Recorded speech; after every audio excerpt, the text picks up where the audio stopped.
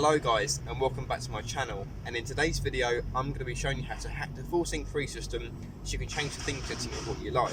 Now the only thing I would say is that after a while, or after 5 minutes, if you turn the ignition off or engine off and you turn them back on and it resets back to what it was before, in this case full focus will just be a Ford logo, that can happen. I have no idea how to keep them settings or themes stored so it lasts forever. Without further ado, let's get started.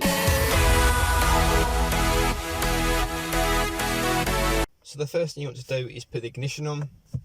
Once the Ford Sync 3 is powered up, you then want to press the next button on the steering wheel control and the next button on the centre dash, both at the same time. You then do a speaker test, you then press end test, testing settings, and it's currently set to Ford Timeless, as this is just a Ford Focus, just a standard, and if you've got a Ford Focus RS, it'll be Ford RS.